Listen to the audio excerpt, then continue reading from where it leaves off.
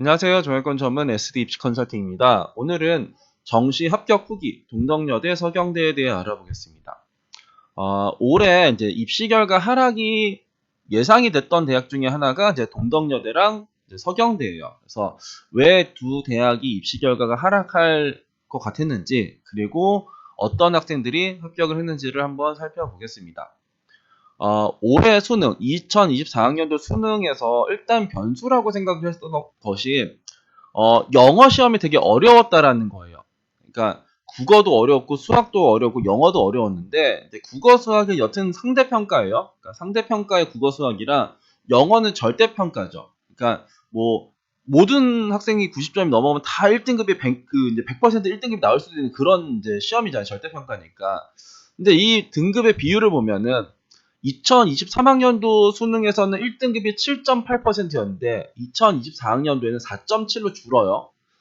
2등급 비율도 이제 조금이나마 줄어듭니다. 0.5%. 반면에 3등급 비율이 늘어나고 4등급 비율이 늘어나죠. 이 말은 1등급 학생들 중에서 2등급으로 내려온 학생도 있고 2등급 학생 중에서 이제 3등급으로 내려간 학생이 있고 3등급 중에서 4등급으로 내려간 학생들이 꽤 있다라는 거예요. 그러면 이 영어가 이제 영어도 어려웠기 때문에 내가 뭐 2등급에서 3등급, 3등급에서 4등급 이런 식으로 내려간 학생들은 어떤 선택을 할 것이냐인 거죠.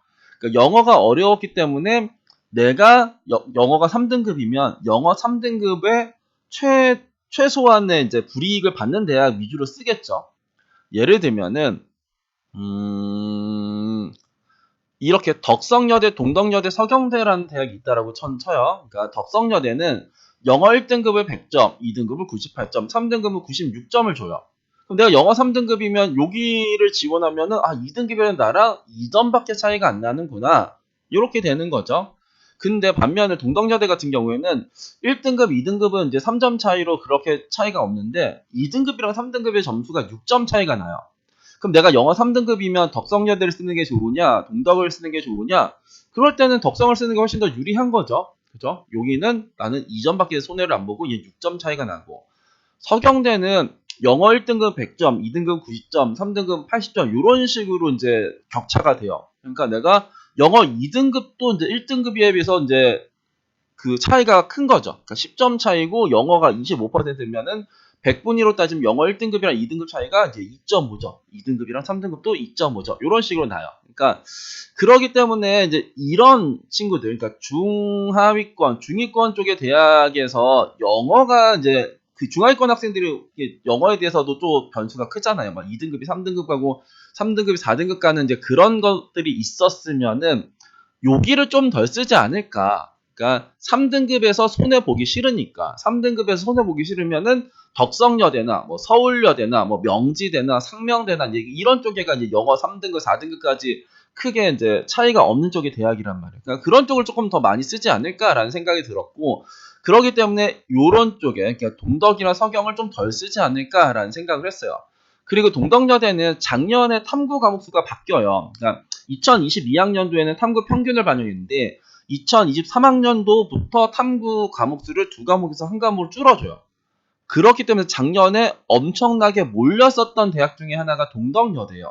그래서 입시 결과가 상당히 높게 나왔어요. 그리고 올해 동덕여대는 정시 모집 인원을 늘렸어요. 그러니까 이래저래, 그러니까 작년에 입시 결과가 이제 확 높아진 것도 지원하기 싫은 거였고, 그리고 올해 그 모집 인원 증가한 것도 이제 변수인 거고, 그리고 영어 2등급, 3등급의 격차가 큰 것도 동덕여대를 쓰기 싫은 그런 조건이지 않을까라고 생각을 해서 동덕여대랑 서경대를 지원하면 좋지 않을까라는 생각을 했어요. 그래서 이 첫 번째 친구는 덕성여대 기준으로는 87.1, 그리고 동덕여대 기준으로는 81.1, 서경대 기준으로는 78.3인 학생이에요. 그러면 여기는 이제 덕성, 동덕, 서경이었는데 그러면 그 친구가 덕성여대는 어디를 썼냐? 덕성여대는 여기가 보시면 871이면 87.1이면은 다 안전해 보이죠?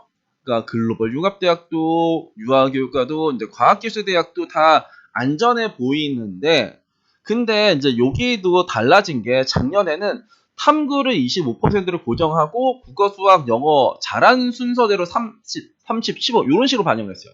그러니까 탐구는 25를 딱 고정하고 나서 국어, 수학, 영어 중에서 잘한 거 위주로 뭐 제일 잘한 거 30, 그다음 잘한 거 30, 제일 못한 거 15. 그러니까 수학을 못하면 수학을 15를 줄게가 작년이었는데 올해, 그러니까 2024학년도에는 국어, 수학, 영어, 탐구 중 우수한 순서대로 35, 35, 20, 10이에요. 그러니까 작년까지만 해도 탐구는 25를 꼭 반영했었어야 되는데 이제는 그런 게 없어. 난 탐구를 못했는데 그러면 작년에 덕성여대를 지원을 못했던 건데 이제는 탐구를 못해도 덕성여대를 지원해도 되는 거죠. 그리고 제일 못했던 과목을 작년에 15%를 줬었는데 올해는 10%를 주는 거예요. 그러니까 내 점수가 작년보다 내 점수가 월등하게 잘 나올 수밖에 없는 구조가 이번 시즌 덕성여대였어요. 그렇기 때문에 이제 87.1로 막 이런 거 쓰면 안전한가? 이렇게 하면 이제 되게 잘못된 생각이었고 그렇기 때문에 이런 쪽에서는 그러니까 뭣도 모르고 지원하는 학생들이 많을 거잖아요. 87.1을 보고 야 여기에서 글로벌 융합대학은 85.3이니까 이건 되게 평균 거의 2점 정도로 이기는데 이거 안전한 거 아닌가? 아니죠. 그렇기 때문에 덕성여대는 안전대학이 아니라 상향대학이라고 생각을 해야 되는 거예요. 그렇기 때문에 여기를 지원하라고는 안 했고 오히려 신설의 변수를 보자라고 했어요. 그러니까 이쪽에 점수가 내가 이기는 것처럼 보이지만 이거는 모든 학생들이 다 그런 식으로 판단을 할 테고 새롭게 생긴 것 쪽으로 한번 상향을 하자. 그러니까 덕성여대는 안전대학이 아니라 상향대학이다 라고 이야기를 했어요. 그래서 덕성은 상향이었고 동덕여대 같은 경우에는 내 점수가 몇이었냐? 동덕은 이제 문과를 지원했습니다. 동덕의 내 점수는 81.1이었어요. 근데 이 학생한테 추천을 했었던 학과는 여기에 영어였습니다. 난 81.1이었는데 여기에 84.4. 그러니까 평균 한 3.3 정도를 이제 높였죠. 근데 이제 여기가 작년에 아까도 말했지만 탐구 하나로 변경돼서 되게 몰린 대학 중에 하나였고 정시 배치표에서는 그냥 제가 이번에 그 상향하기 좋은 그러니까 추천의 대학으로 일단은 표시했었던 대학 중에 하나였는데 81.1이면은 여기 뭐 가장 밑에 국사학과보다도 낮은 쪽이었는데 그러니까 동덕여대는 내가 84.4일 때 동덕여대를 쓸까를 고민했어요. 그러니까 동덕여대는 844면은 동덕을 안 쓰고 나군에 이제 덕성에 이제 글로벌 융합대학을 쓰는 학생들이 훨씬 더 많지 않을까라는 생각으로 여기를 추천을 했단 말이에요. 그리고 안전하게는 이제 서경대는 국어 10에 수학 40에 영어 25에 탐구 25.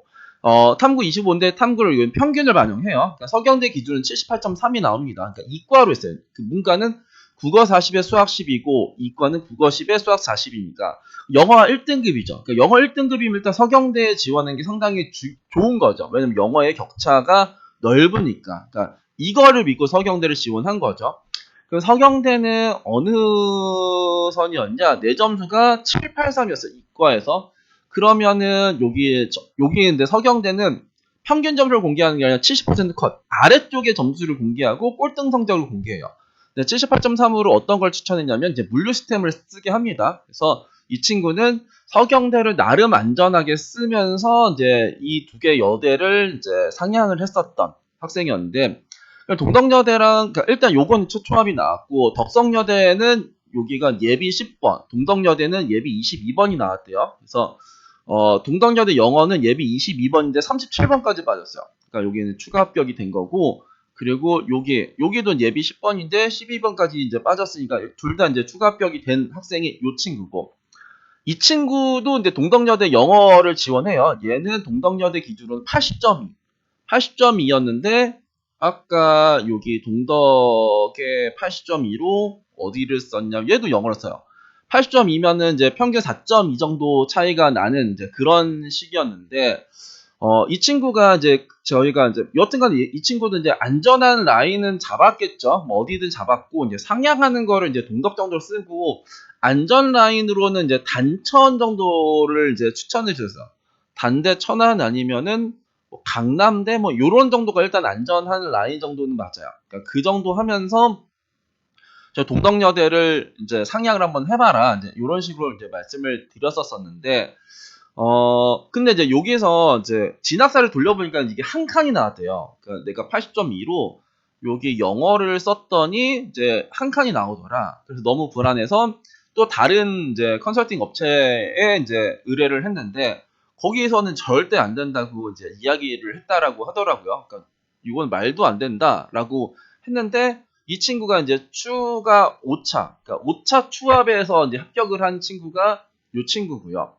그리고 이 친구는 이제 국어랑 수학, 딱 이 비율을 보면은, 그러니까 동덕여대는 탐구 하나예요. 근데 이 친구를 보면은 영어를 좀 잘했고, 수학 못했고, 탐구가 그냥 두 개가 이제 동일하게 이제 이런 식으로 나와 있잖아요. 그러니까 서경대 국어 40에 수학 10에 영어 25에 탐구 25. 탐구는 평균.